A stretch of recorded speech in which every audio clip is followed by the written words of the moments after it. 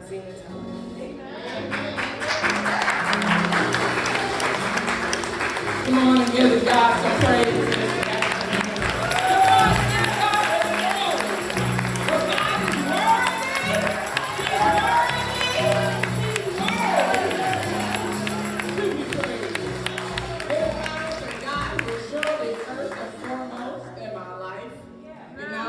Presiding elder, Reverend Linda T. Rasbin, and her posse that came with her. Recognizing my friend, Reverend White, we had classes at the Institute. We took classes at Payne in Philadelphia. I think we roomed together one time. And so we're thankful for her. And all the pastors and clergy that have come forth to give the word that set the atmosphere for preaching. I thank you to the combined choir, to our members that are on the choir. And if you're from Bethel, don't stand. Just give God a praise wave. Hallelujah. Thank you. Today, we're going to turn to the gospel according to John. And we are going to be reading from the 19th chapter, verses 28 through 30. John 19th chapter, verses 28 through 30. And I'm reading from the New Revised Standard Version. And it reads, after this, when Jesus knew that all was now finished, he said, in order to fulfill the scriptures, I am thirsty. Yes. A jar full of sour wine was standing there, so they put a sponge full of wine on the branch of the hyssop and held it to his mouth. When Jesus had received the wine, he said, it is finished. Then he bowed his head and gave up his spirit. Just for a little while, we're going to meditate on I am thirsty. Dear gracious God, I come before you as a humble servant, God.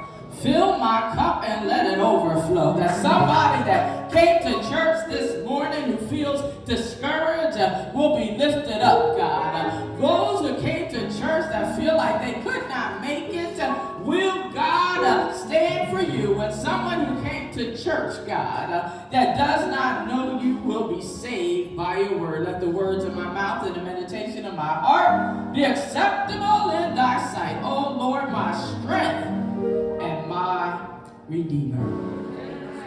I am thirsty. You see, Jesus' last words uttered as he was dying on the cross on Good Friday offer us an opportunity to lean in and listen closely to Jesus' message for us. Christ's words are not dying words, but they are words to live by.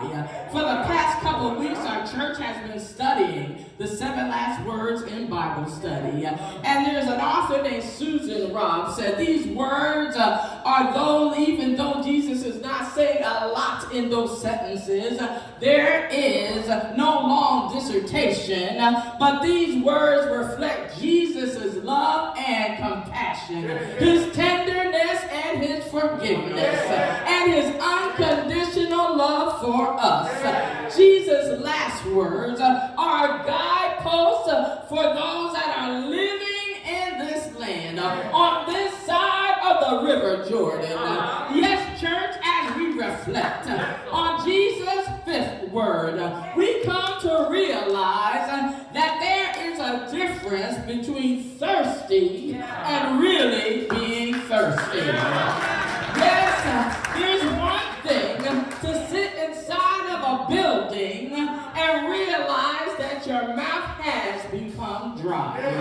But it's another thing, church, to really be thirsty.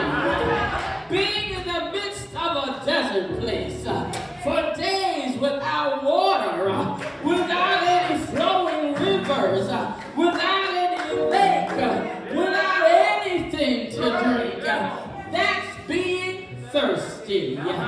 Yet and still, the most intense thirst a human being could ever experience is no comparison to what our Savior experienced on the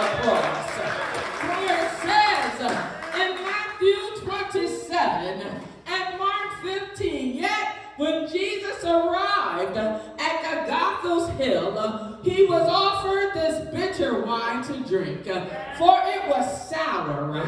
It was mixed with hyssop. For the scholars say that often this is given to those who are about to be crucified, because it contained a sort of anesthetic. It was something to lessen the pain. It would be like going through surgery without anesthesia. But my God, the first time that it was offered, Jesus turned it down. He did not want anything to drink. For it says in Luke 22, Father, if you are willing, please take this cup of suffering away from me. Then Jesus surrendered and said, not my will, but your will, God. You see, Jesus passed up the cup the first time because he was doing God's will. He was fulfilling the scriptures. For he knew that the cup that he was to partake of that day was pain and suffering for our sins. Yes, Jesus, for hours hung on that cross. Yes, during the heat of the day, Jesus bore the stripes. Jesus had nails in his hands and in his feet. It was Jesus whose skin was sunburned and his lips were parched. For the crucifixion was far from easy, often reserved for the worst of the worst. But Jesus, who committed no sin and had not sinned, Jesus endured the humiliation, the betrayal, the cruel beatings, and the mockery of the soldiers.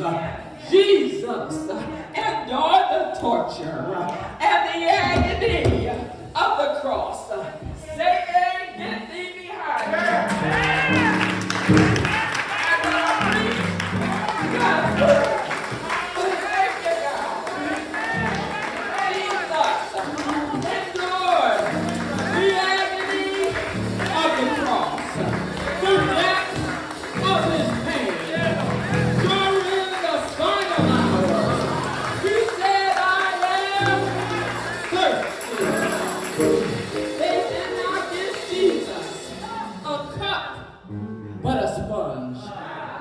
They did not give Jesus some fancy red wine, but they gave him bitter gall to drink. They only gave Jesus just a little bit. The one who was ready to give them living water, they only gave just a little bit. You remember in the Bible, Reverend King stepped all over it. For the Samaritan woman at Jacob's well, Jesus tired from his journey. Around noon sat down, and Jesus asked this woman, hey, can you give me some drink? For she said, you are a Jew, and I am Samaritan. How can you give me something to drink? And Jesus told her, if you knew the gift of God, if you knew the gift of God, oh, and who was asking you, you would have said, I will give you living water. Jesus went on to tell her, everyone who drinks from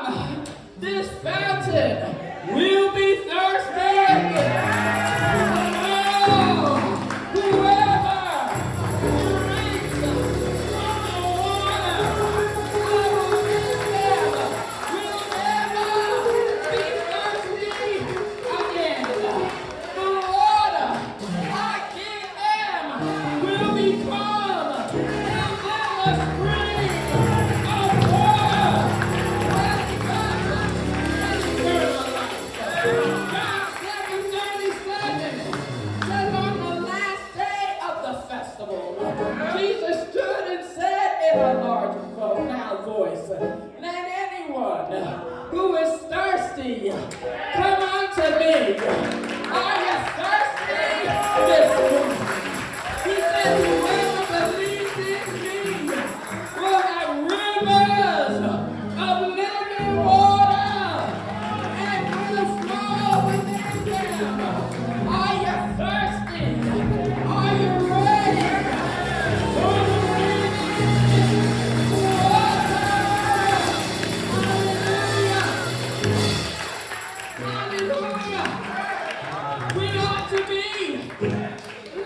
Samaritan woman today and ask God for some of this living water so that we will never be thirsty again. Lord, let me have some of your living water. My brothers and my sisters, are you thirsty? What are you thirsty for? Too many of us are looking in all the wrong places to quench our thirst.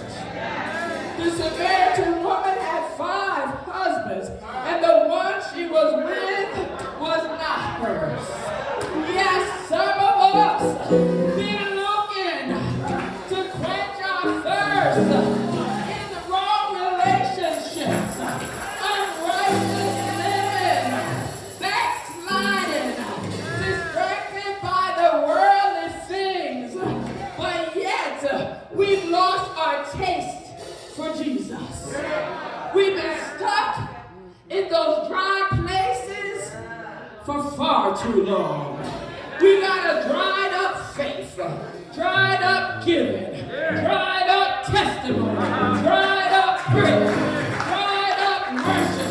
All when God has been trying to give us living water. Hey, you're not on your own. I've been in some dry places. Lost my memory. In 2 years, I've been in some dry places.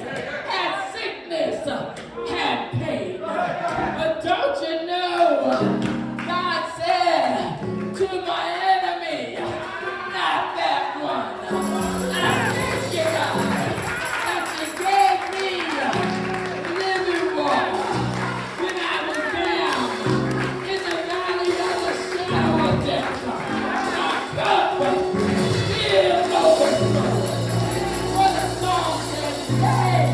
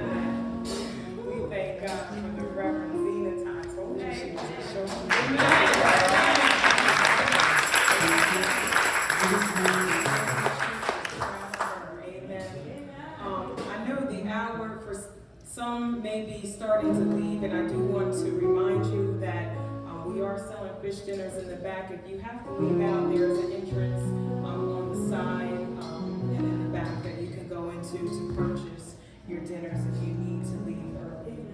If you're not purchasing one and you desire to drop a donation in the back, there's a basket in the back for you. So I want to